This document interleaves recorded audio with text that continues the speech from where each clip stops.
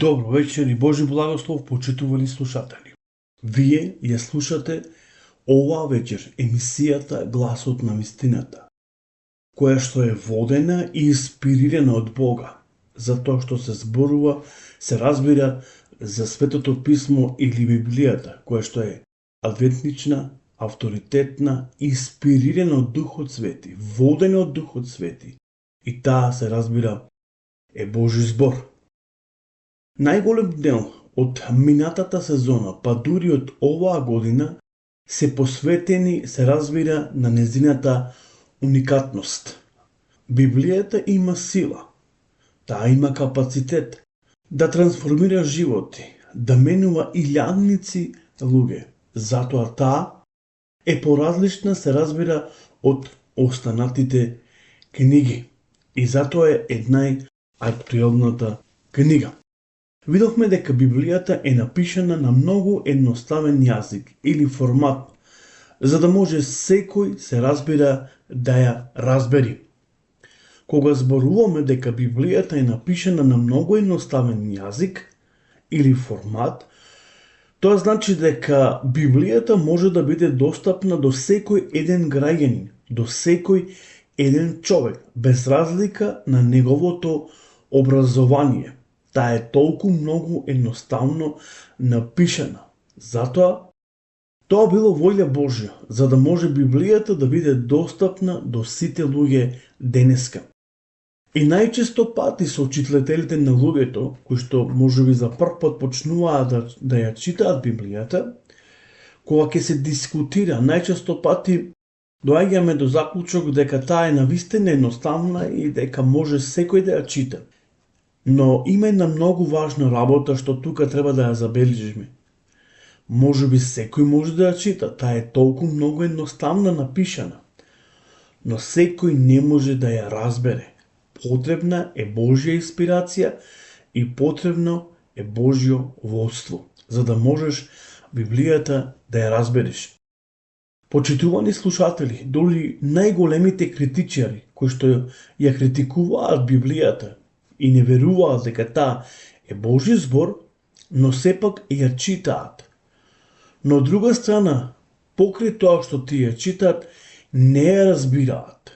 Некој одреден број на луѓе разбираат, но некои нешта не ги разбираат или некои одредени делови на Светото писмо не ги разбираат. Најчесто пати, кога доаѓаме до тие символични нешта кои се запишени во Библијата, ние најчесто пати тука можеме да толкуваме многу погрешно. Затоа е многу битно, затоа е многу важно водството на Духот Свети, водството Божјо. Книгите кои се напишани, како ескатолошките книги, например да кажам, вистина потребна е мудрост. Да се побара од Бога, не наша земјена мудрост. Потребна е Божја мудрост, за да можат тие да бидат разбрани и да бидат правилно толковани. Да може секој да ја разбере. Тоа всушност кога зборуваме да може секој да ја разбере, напоменав дека беше Божја волја. И затоа денеска Библијата е најдостапната книга и најактуелната книга. Преку Библијата можеш да го запознаеш твојот татко небесен, да ја видиш и да ја почувствуваш неговата совршена љубов кон тебе и се разбира кон целиот свет.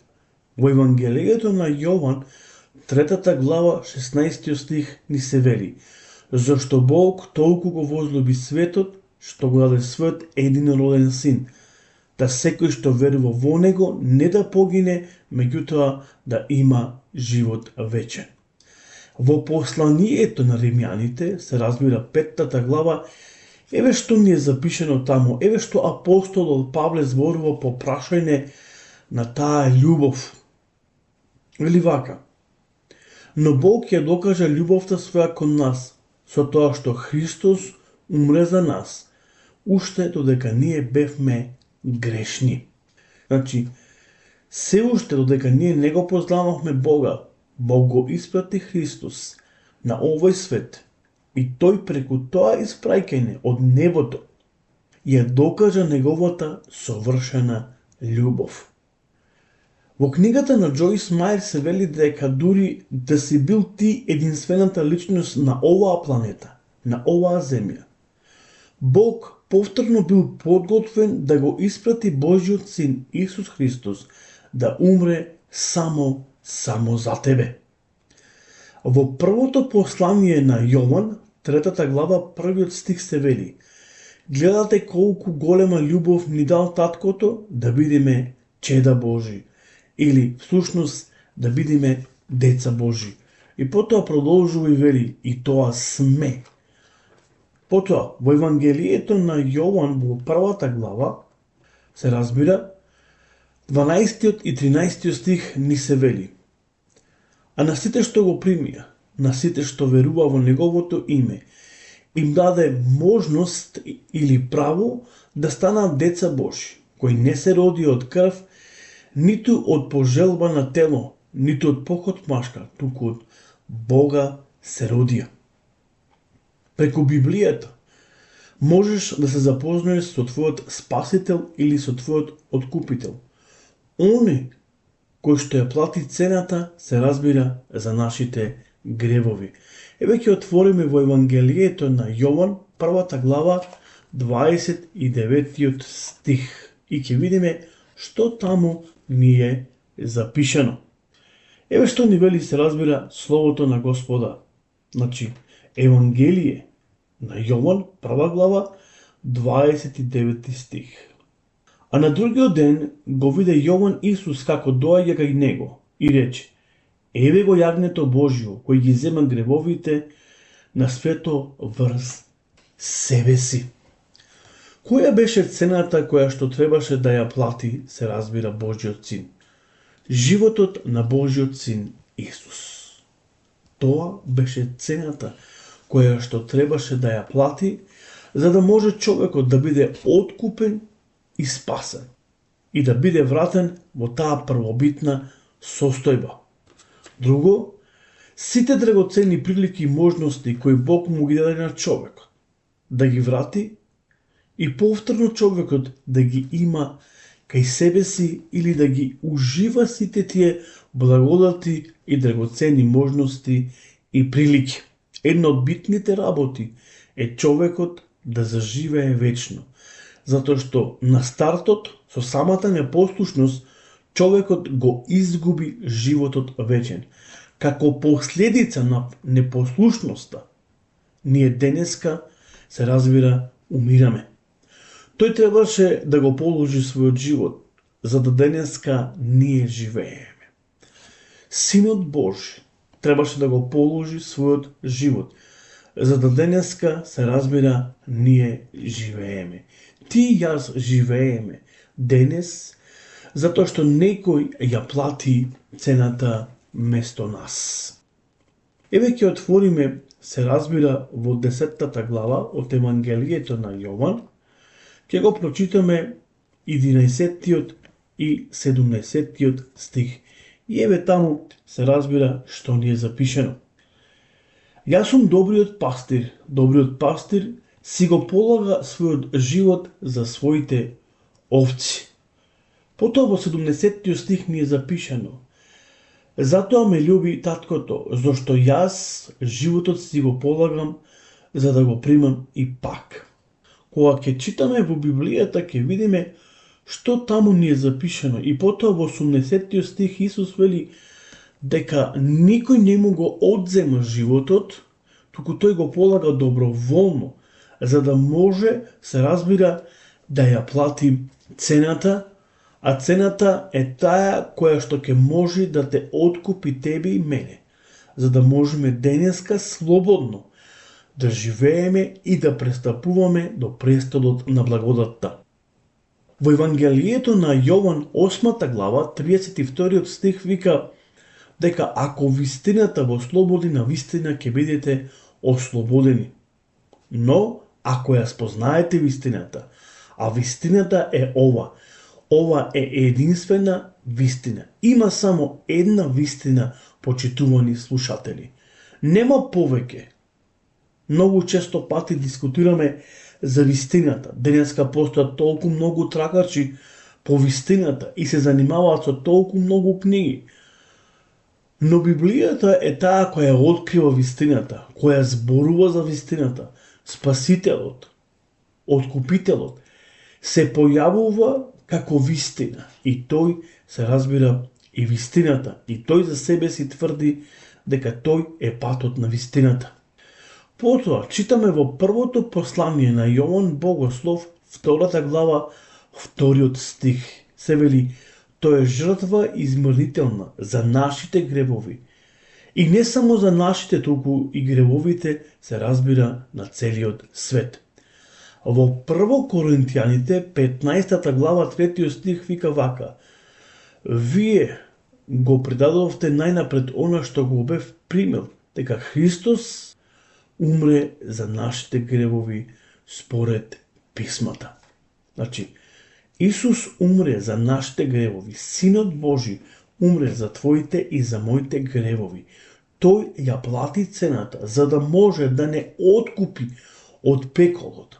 Потоа, во книгата Откровение во 1 глава се вели дека тој не откупи, не измини со Бога и дека сега тој се мисли началникот на животот. Ги има, се разбира, клучовите на адот или на пеколот.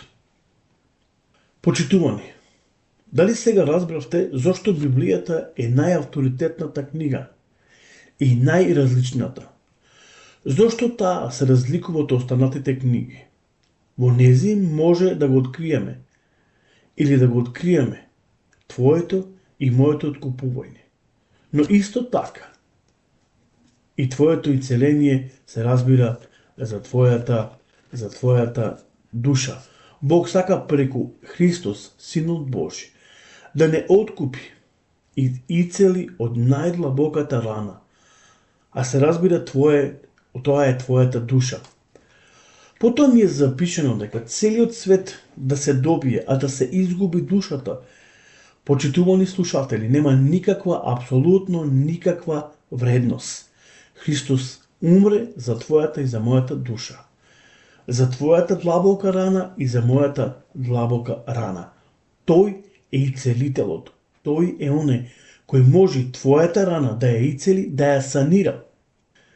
И тој може да ја обнови, да ја направи како одново да биде добра. Потоа вели, тој сака да ти подари нов живот, нов начин на живеење. Дали сакаш да живееш нов живот, нов начин на живеење? Јас многу често пати дискутирам со голем број на луѓе, особено луѓе, млади луѓе кои се зависници. И тие сака да го обноват својот живот, сакаат да најдат метод, начин да се отпочне еден нов живот. Всушност, да се заврти една нова страница во нивниот живот. Да, тоа може. Тоа може само преку Божиот Син. Тоа може само преку Библијата. Затоа таа е најразлична и најавторитетна книга.